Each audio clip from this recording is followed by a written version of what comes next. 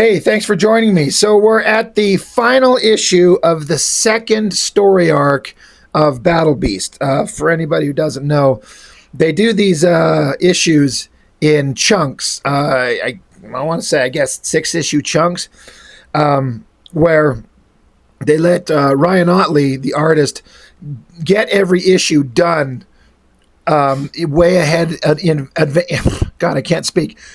Way ahead in advance so that they can release them on a monthly basis without any interruptions. And this is the last issue of this storyline that's going on. It's not the last issue of the entire comic, not at all. But unfortunately, we're not going to get the next issue until March of 2027. And that feels like such a long damn way away. I mean, what is that, 7 or 8 months from now? That's rough. But I get it. I appreciate it. You know, they want to make sure that they, the story gets written and then gives Otley the time to put in the time and effort that he wants to make the comic look the way that he wants. So again, once they start releasing it, it comes out on a monthly basis. This has been probably my favorite comic coming out from any of the big publishers ever since it started. This just has everything that I get excited about. It kind of reminds me of an old school Image comic from back in the 90s, but for lack of a better term, like done right. It's got just the right amount of action, over the top action, violence and fighting, and with enough characterization and character building that makes you kind of invested in the protagonist and all the other little side characters. Like, you give a shit who they are and what they're doing.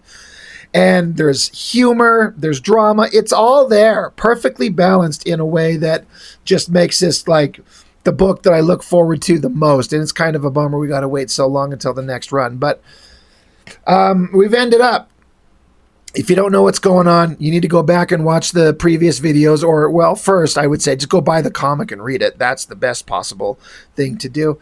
But go back and watch the videos. You know, these Battlebeast videos don't get a lot of views. I'm not really sure why. It's a popular character, especially with the Amazon show going on. I don't know. Whatever the situation is, why the Battlebeast videos don't get a lot of views. That's fine. I love them, and I want to show them. But we ended up, Conquest. We all know Conquest from the Invincible Universe. Ended up in a big fight with Battlebeast in the last issue. But it was put together in such a interesting way where they're antagonists towards each other. They're enemies, but, it was kind of built like a kind of a begrudging respect and almost like for each other at how unbelievably vicious and powerful and relentless each one is. And they kept surprising each other with how powerful each one is. It's just a really interesting kind of way to have a fight in a comic where these two actually, they don't know each other, but through their battle, they kind of like each other. It doesn't mean they're not going to try and kill each other, but it seems like they kind of like each other. It ended in the last issue. After falling from the sky from fighting on top of a dragon, they landed in a river, and these two giant, like, monster-sized, I don't know, worm things popped up from the water, and now that is what's attacking them here. In the last issue, they were the two giant worm things were kind of like arcing around towards them, forming like a heart shape around these two as they were like back to back, like surrounding him by a heart shape because they're kind of in love. Is really funny. But they come down and start attacking him. Well, holy shit, this guy's fast. So now these two kind of form a temporary truce to fight the worm things, slicing him apart, smacking him around, tossing him aside. Battlebeast even throws his sword to Conquest. He's like, here, split this worm in two. So Conquest grabs the sword. He's like, magic sword, huh?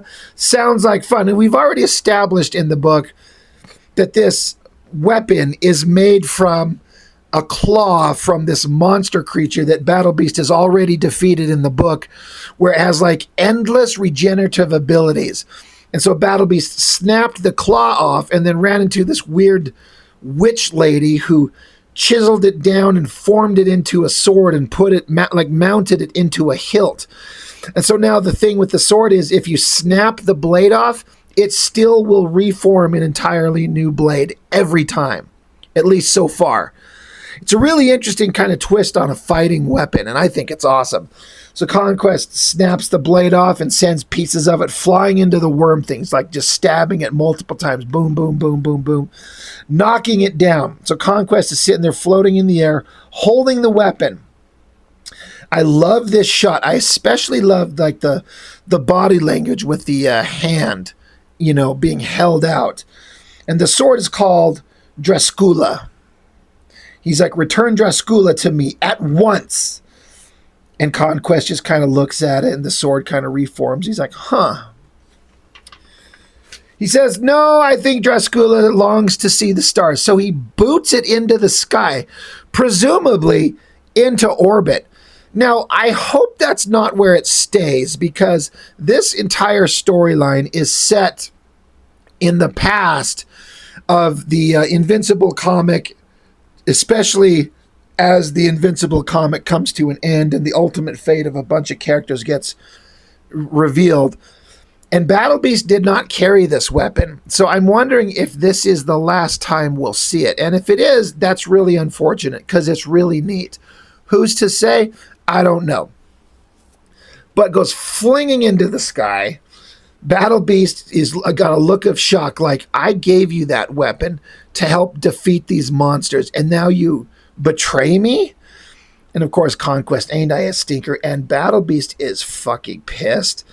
One of the other worm monsters comes diving towards him, and Battlebeast just jumps his way right into the throat of the thing and rips out the other side, screaming, "You dare!" And then we get a close-up of Conquest's mouth. He's like, of course I do. Truce is over then, huh? That shot of Battlebeast just ripping through the monster. Blood everywhere. The rage in his face. The power. That is awesome. Ryan Otley is just so damn good at this. I want to make sure I shout out also the colorist, Annalisa Leone. I say this every issue. I've never seen her colors that I'm aware of before Battlebeast, but she's just fantastic. It's just first rate, like one of my new favorite colorists ever. But yeah, Battlebeast just rips through the monster, going after Conquest, and now we get an awesome shot as they just tackle each other. And Battlebeast does something that I struggle to remember off the top of my head seeing him do in any of these issues before, is where he's using the claws on the ends of his fingers to slash at things. Usually he's got some kind of weapon in hand, or he just beats people with their fist, or he bites them. But, and I might just be not remembering in the moment. I mean, maybe it has happened, but seeing Battlebeast use his claws to rip things apart like Sabretooth would do. Literally ripping Conquest's guts out. Of course, Conquest looks like he's punching Battlebeast right in the face, and it's an impact. Like, it hurts, but I mean, there's his intestines everywhere. So Battlebeast falls away, and Conquest is trying to hold his own guts in. He says, damn it, I hate when this happens. There's very little in the universe I hate more than seeing my own guts. That's hilarious. And so they both fall out of the sky. And I thought this was interesting because Conquest can fly, but for some reason he's falling. So did it distract him enough? Did it hurt him enough that he lost his abilities of flight, at least for a second? Because he's falling. Hits the ground. Love this shot right there of Battlebeast. Again, coming up, just raging, covered in blood, claws out. He says, I was just getting started. I want more. Jumps on top of Conquest. And again, multiple shots of the hand slashing Battlebeast's face there. A silhouette shot, close up on Conquest right there. And then I'm like, what is... Oh, right. Sorry. I was like, I misread that for half a second. I thought Battlebeast was biting on something, but no. Conquest is doing a strong uppercut right to his chin, shattering out his own teeth, which I don't think I've seen that before. Like all of Battlebeast's teeth, looking in that shot there, he's lost them all. That's never happened. I bet it's never happened to the character ever. But if you look and see any of these shots of him, he's always got a mouthful of giant teeth. And he uses those teeth to rip apart like the worst monsters. And he just loses them there. Bam! So Conquest is laughing. And he says, I hope you like soup. Obviously inferring that now that you don't have teeth, you can't chew things up. Oh, Battlebeast is pissed. So he charges at Conquest again. And bites at him. It would be just a gummy bite, like just his gums chewing on him. And Conquest says, you know what? You're a hard one to follow. You just want a worthy death. That's it. Okay, I get that. What do you care about some stupid sword? Like, why are you so mad about that weapon? Conquest gives a headbutt right to Battlebeast, sending him back, kicking him in the face. But then Battlebeast comes back. He's back on his feet really quick, punching his hand into the open guts of Conquest. Like he got him ripped open. So now there's a weak spot. Battlebeast just shoves his hand right inside Conquest's guts, like deep, like up to his mid-forearm. Battlebeast is saying, it was a gift. You take from me, I will take from you. And Battlebeast just pulls out more of Conquest's guts. And he's like, fresh meat. And he starts eating his innards, his organs, just starts eating them. Conquest has got a look of shock on his face, and he actually screams. He's like, yeah, like, holy shit. And then Battlebeast is just like snarfing down all his intestines and guts. He's like, don't even need to chew. This is how he's like trying to beat Conquest. It's like Kirkman and Otley, I think I've said this before, it's like they're going out of their way to like, how can we come up with the most bloody, violent fight you've ever seen in a comic book? Like, how can we take this to an extreme? Like, you would never see this in a X-Men book or a Spider-Man or a Batman or anything like that. Which, I mean, I would say you wouldn't want to, but depending on the story, you got to take the story where the story needs to go. Doesn't have to always be there, but, who takes the violence to this level? Well, you got Kirkman and Otley, and that's what we're here to do. Just slurping on his guts, just keeps going after him, like literally pulling more of his guts out. Conquest backhands Battlebeast, says, stop eating me. And Conquest grabs onto his own guts and intestines and yanks back hard on them. And then flies up hard and punches his fist right through Battlebeast's guts. Battlebeast still has his intestines in his mouth as they swirl around. This is kind of I feel like this is kind of an homage to that scene in the Invincible book where Conquest put his fist through Adam Eve, and there was those big circular rings of blood. It's kind of a similar thing, just showing how much these characters, like how much damage they can take. That is just so awesome, and I just get the feeling. Well, I was going to say I get the feeling that Otley's just having the greatest time, but that's also informed by the fact that he literally has said that online. Like he's having the greatest time drawing this book. If I remember what he said correctly, the greatest time drawing this, more fun than he's had in comics in a long time. And it looks like it shows. This looks so freaking fun. But Conquest is floating in the air. Battlebeast is on the ground holding his guts together. Says, not enough, not nearly. I want more. Conquest hanging there with his gut still just dropping, hanging down on the ground. Great psychotic shot of Conquest's face. He says, me too. And then we get this awesome double page spread of the two of them just going at each other. Again, Conquest punching him across the face. Battlebeast slashing with his claws. And then there are these little panels of just the continuing fight in the background. This is an homage to one of the big, awesome fight scenes that happened in Invincible. And I want to say I can't remember if this was Nolan fighting Mark Grayson. I know that this is like an echo of something else that's been done before in the book.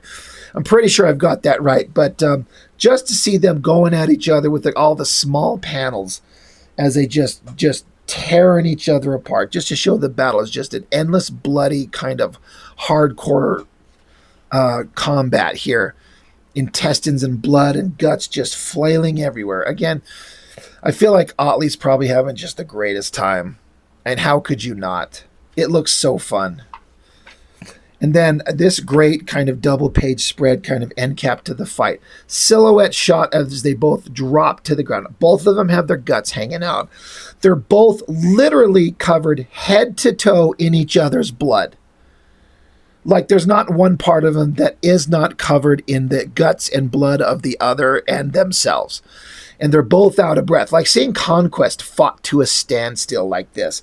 Love the body language of Conquest. That figure looks fantastic, but also love Battlebeast here with his claws, the little furry parts on the under part of his arm, his long hair. And again, that body language of like a beast animal creature kind of bent over. It's so cool. And the coloring with this crazy coloring in the background, which is specifically indicative of the planet that they're on. This color palette has been established in the previous issues as this is what the sky and the ground and everything, this is what this planet looks like. It's not Earth, it's an alien world.